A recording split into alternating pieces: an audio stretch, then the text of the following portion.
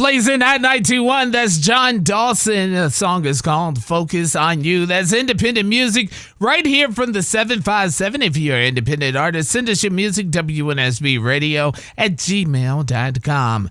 At 16 minutes after 9 o'clock, it is a Wednesday, and that means it's time for Health, Healing, and Hampton Roads. Now, today, we're going to celebrate life, and we do mean celebrate life because it is National Donate Life Month. That's right. That's what April is, National Donate Life Month, and we're going to be talking on Health, Healing, and Hampton Roads with DJ and comedian Dave Champion, CEO of Champion Entertainment. You may know him all the way back to the Virginia House of Comedy because he was a comedian as well as one of the hosts and DJs there. Good morning to you, Dave.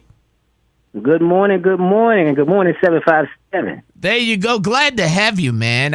Your story has definitely touched the hearts of a lot of us around the 757, especially, with COVID-19 just lurking all around us, man.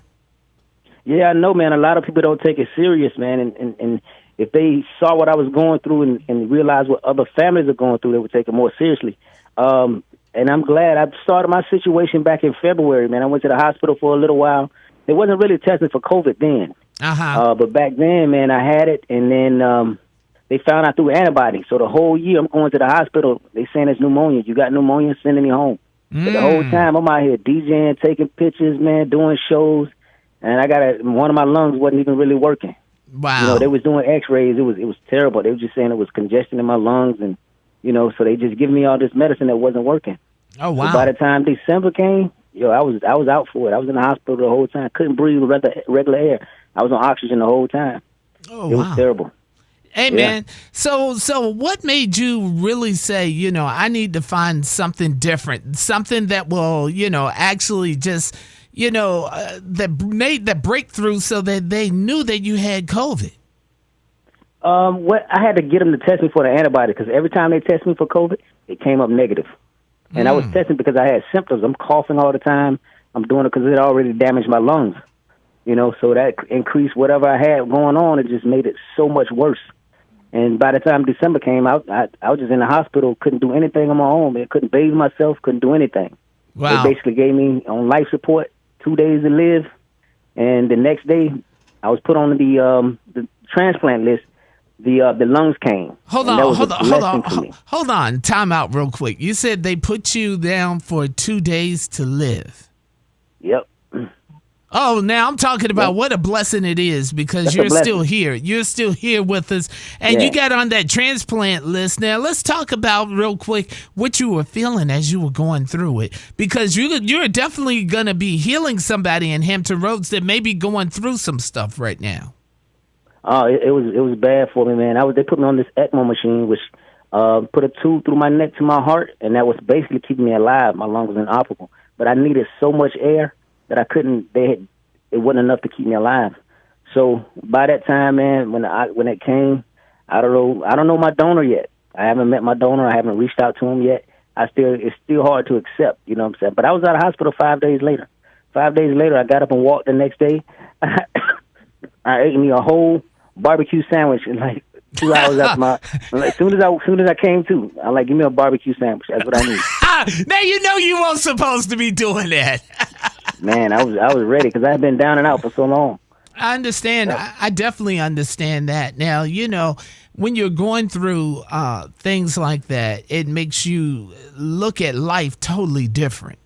It definitely does. It does completely, man. I spend less time hustling and grinding, chasing, not even chasing money. I'm already retired, so I'm settled, but it was just what I enjoyed doing. But now I just spend more time with the people that I care about in my life, and that's very important. So, I mean, for me right now, that's very important because I was always, doing stuff for the people, always in the 757, doing shows, doing events.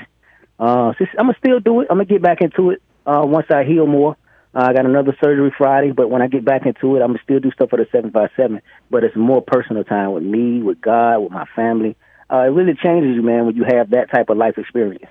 Yeah, indeed it does. Now, it is National Donate Life Month, and you were talking about you haven't even, at that point, haven't even met your donor. What was it like? And have you met your donor?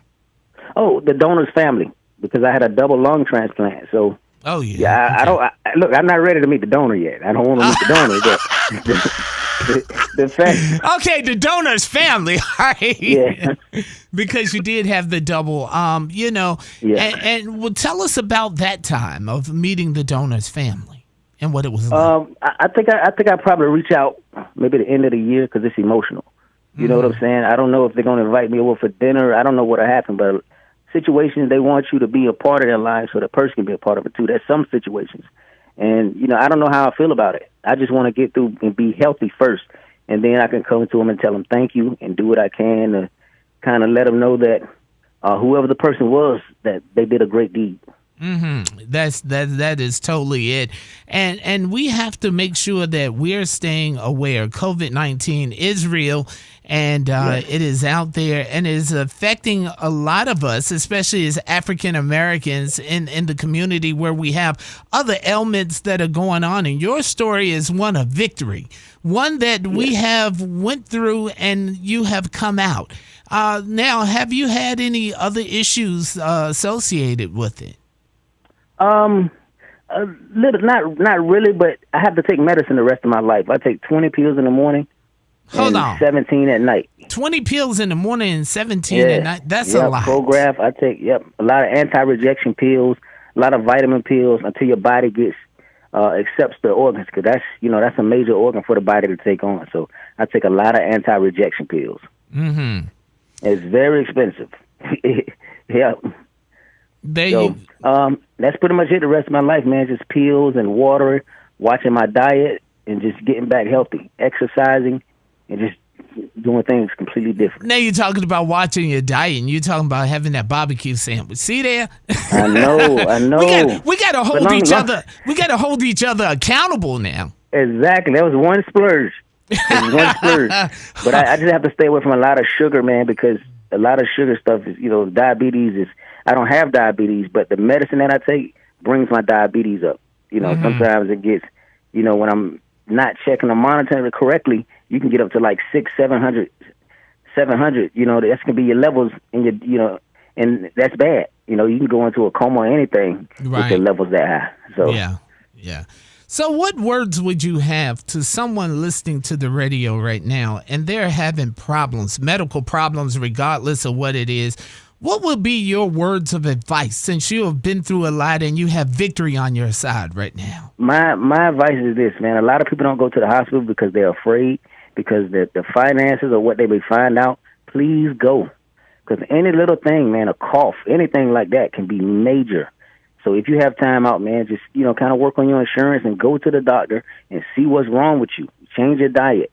Drink more water, less sugar, exercise, please, because that helps. COVID is so strong that it's killing healthy people, but we still got to do what we can physically to overcome that barrier.